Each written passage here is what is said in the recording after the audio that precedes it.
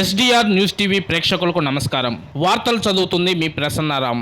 TTD chairman BR నాయుడుపై అనుచిత వ్యాఖ్యలు చేసిన నటుడు పోసాని కృష్ణమురళిపై చర్యలు తీసుకోవాలని టీడీపీ నాయకులు అన్నారు. కనిగిరి సర్కిల్ కార్యాలయంలో వారు సిఐ కాజావలికి వినతి పత్రాన్ని సమర్పించారు. టీడీపీ చైర్మన్ గా ఇటీవల నియమితులైన బిఆర్ నాయుడుపై పోసాని చేసిన వ్యాఖ్యలు అత్యంత వివాదాస్పదంగా ఉన్నాయన్నారు. ఆయనపై తక్షణ చర్యలు తీసుకోవాలన్నారు. కార్యక్రమంలో టీడీపీ నాయకులు పాల్గొన్నారు.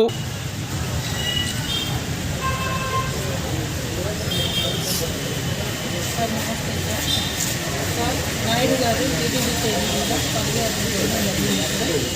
పోసాని కృష్ణమురళి గారు వ్యక్తి సినిమాలో నటించిన వ్యక్తి ఇతన్ని కామెంట్ చేయడం అనేది మేము తప్పుగా ఖండిస్తున్నాం సార్. మన కనిగిరి ప్రాంత ప్రజల తరఫున ఆయన్ని పెద్దతన్ని టీటీడీ చైర్మన్గా ఎన్నికైన వ్యక్తిని, తిరుపతిలో మంచి కార్యక్రమాలు చేయడానికి ఎన్నుకోబడిన వ్యక్తిని ఈయన ఈ విధంగా దూషించడాన్ని మేము ఖండిస్తున్నాం సార్.